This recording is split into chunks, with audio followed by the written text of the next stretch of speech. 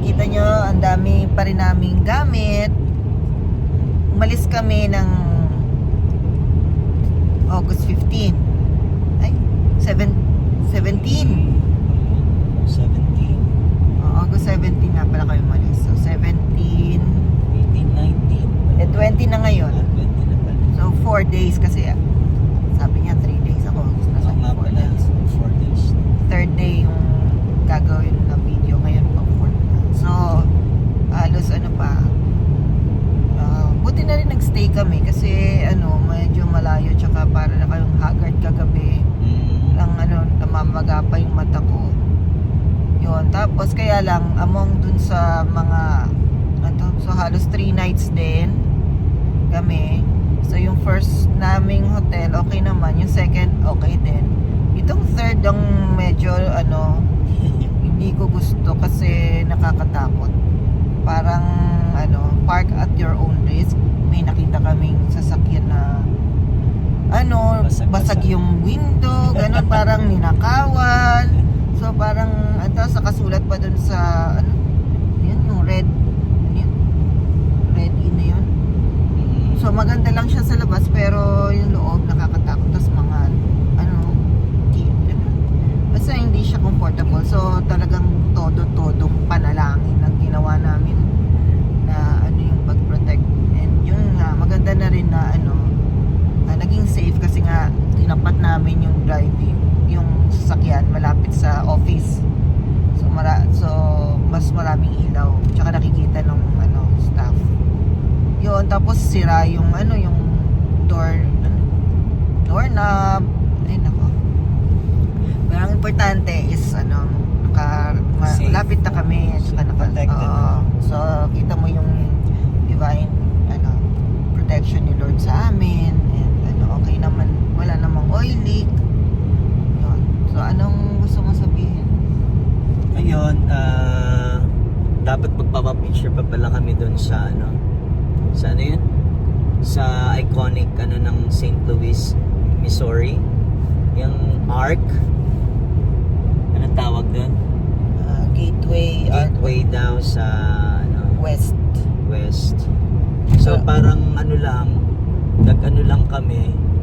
Parang kasi nga gabi na rin. Tapos parang ang hirap ng parking sa city ng St. Louis. Pero okay pala yung okay palang city ng ng Missouri. Yung St. Louis. So tapos parang mga flyovers nila talagang parang nasa New York. 60 daw yung speed limit. Pero mga bawas ka na ng mga 80 yung mga takbo ng mga sasakyan doon. Kung mabagal ka, talagang mababangga ka rin. So talagang yung ganun na lang yung protection din ni Lord.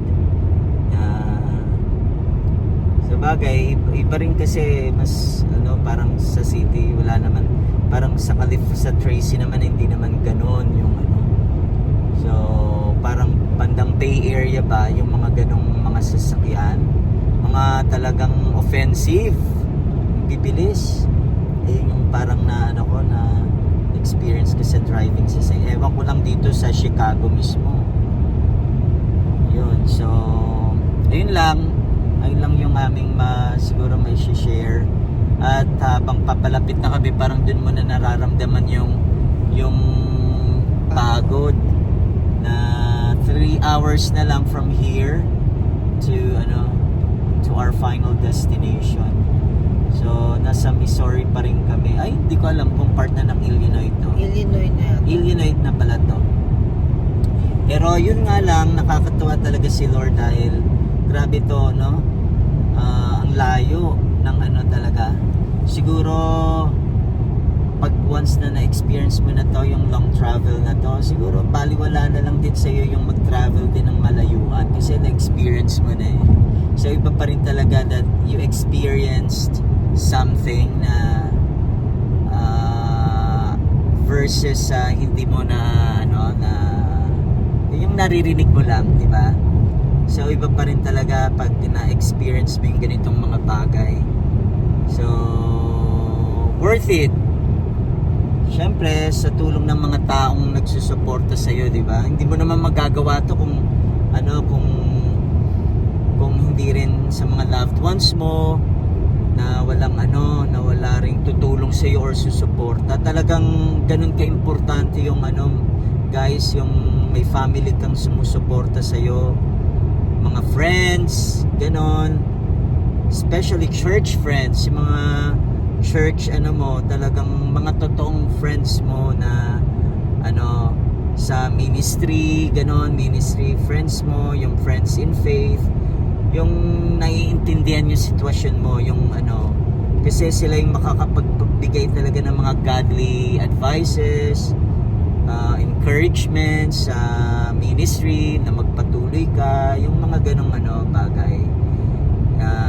Ayun, so ayun lang. So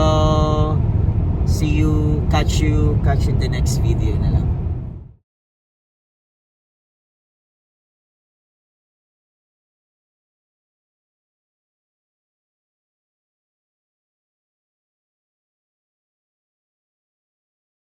Yan, galing kami yan sa St. Louis, Missouri. Una naming nakita, may pagkakawid to sa EDSA, yung nila highway. Yan kasi nasa gitna ang train nila, 'di ba? So kagaya ng EDSA. Ang kaibahan dito sa motorway nila, may left and right na exit. Tapos yung train nila katulad ng train sa EDSA, Manila. Itong park na to, sa likod lang to ng bahay nila, Pastor Cherry.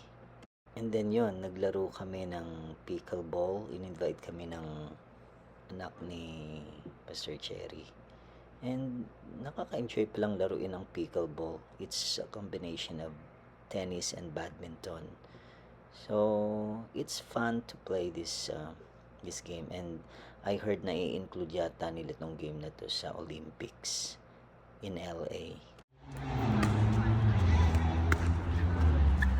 Oh, sorry.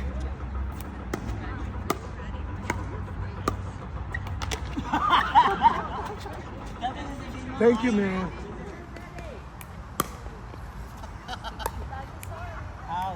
Babaw, Noy.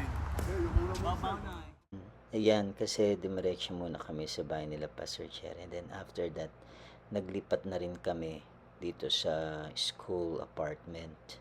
Ayan. So, nasa loob na nga ako ng ito yung pinaka-Trinity. Dito yung apartment namin. So, busy kami ngayon sa paglilipat. So, si Eric kukunin niya yung mga dining table, mga sofa. Hindi pa kami nag-aayos.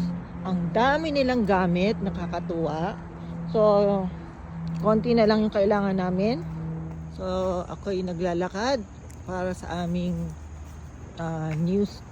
sa apartment dinner. Mga new students may dinner. So, yan.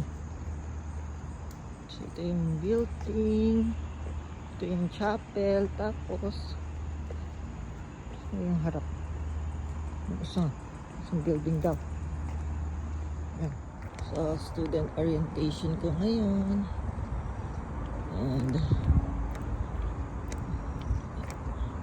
lalakad ako. Kasi Eric na yung